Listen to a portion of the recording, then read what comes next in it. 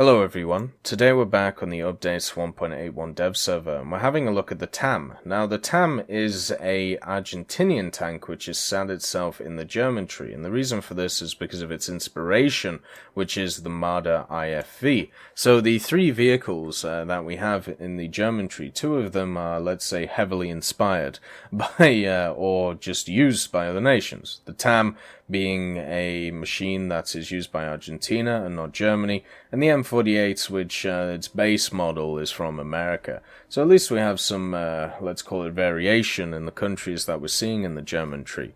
The TAM is a rank 6 9.0 light tank, even though in real life it is seen as a medium tank by the Argentinians. The reason why it's a light tank is in-game is because it has no armor, it has a decent gun on it, and they want to give it the ability to be able to scout.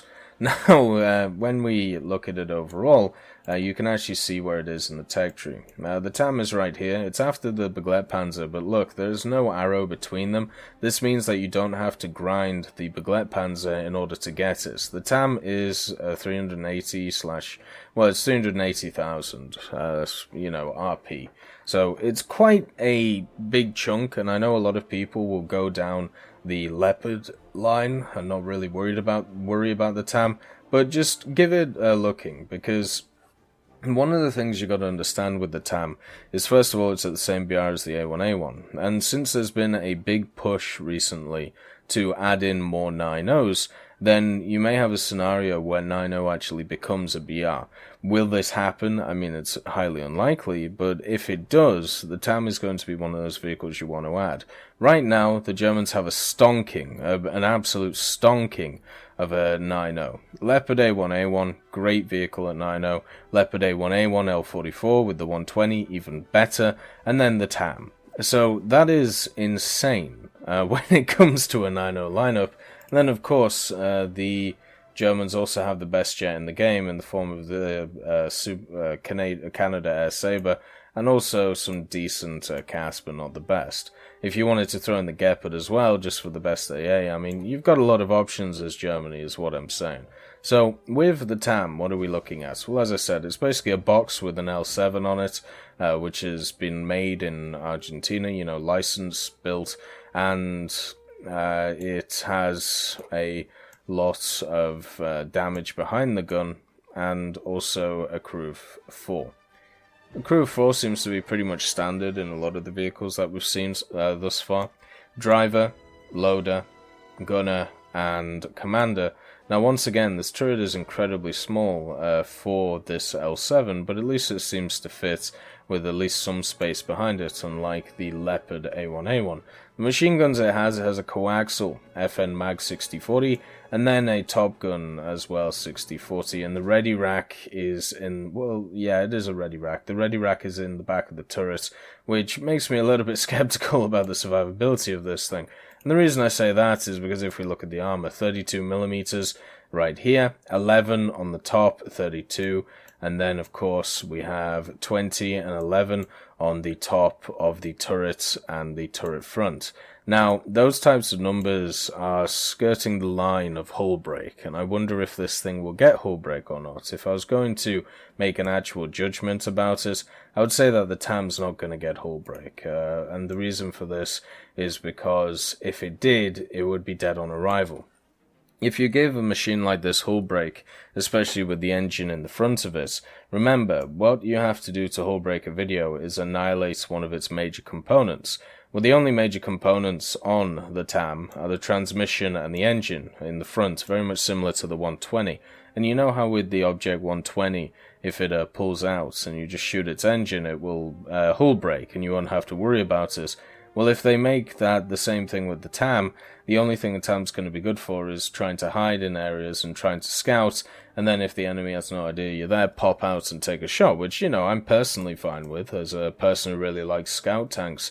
But as a if I'm looking at the general community, I understand they would rather just use the Leopard A1A1 or the Leopard A1A1 L44. Like, there would be no reason to use this thing unless you had literally nothing else to do, because then you'd have to use it in an MBT style way, and, well, the A1A1 and the L44 are just better. What is nice about it, though, compared to other light tanks which have to sacrifice either gunpowder or speed or something in order to be at the same BR as the machine which has the same gun as it, the TAM doesn't. The TAM has the exact same rounds as the A1A1. It has the APFS, the SGM DM23, which made it so dangerous back in the day. Even with a raised BR, 385mm of penetration is nothing to scoff at. Heat FS 400, Hesh 127, and of course the Saber round. So the Saber round is going to be a bit of an arse to grind with. One of the nice things, though, about scouting is you aren't forced to just use your ammunition, take one-on-one fights. What you can do is scout.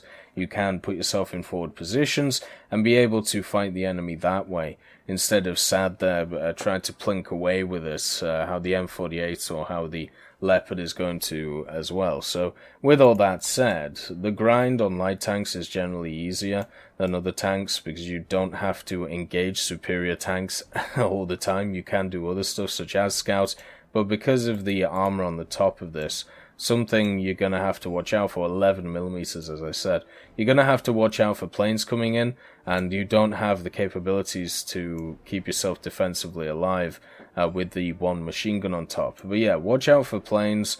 On top of that, understand that you'll have radar guided AA around you, so they may deal with it, but if they don't, you're going to have to deal with it you're going to have to deal with it by trying to run away.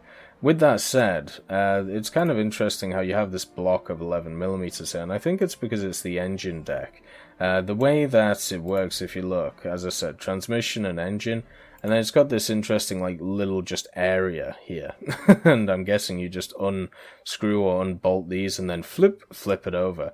But you would have to turn the turret around because obviously the turret's in the way. That's kind of a nifty design and really nice to see that they added it to the game. So let's have a look at the camouflages for you before we go into a test drive. We have the standard Brun camouflage, the winter camouflage, tricolor camouflage, and then the bicolor. The bicolor is slightly lighter and a little bit nicer, but I think the best German camouflage at high tiers is definitely the tricolor Kark, and it's also the most fun to say. So, Saber is a stock round, not the best, and one of the issues of being a 9.0 is being up-tiered into 10.0. Hopefully, with these new vehicles, we get a 9.0 spread, and they'll be able to fight in the 8.0 to 9.0 area, or even the 8.3 to the 9.3, depending on where people sit and what they want to play, because otherwise, vehicles like this are just going to be dead on arrival. There's going to be no reason to use it if you're getting up-tiered every game. There are just better vehicles out there, such as the 120L44, or you just grind and wait till you have the 2K and then move on from there. There's literally no point in putting yourself through all of the annoyances, we'll call it, with the TAM if you are trying to grind out top tier.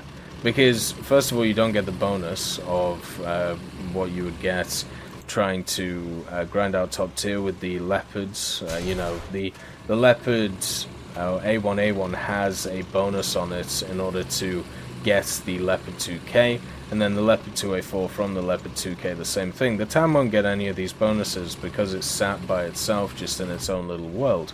And that means that if you do want to get it to grind, then it personally doesn't really make a lot of sense unless, once again, you really like light tanks. Light tanks is an idea which has definitely been pushed a lot over the last year, and I'm happy with it because it's a variation on the meta.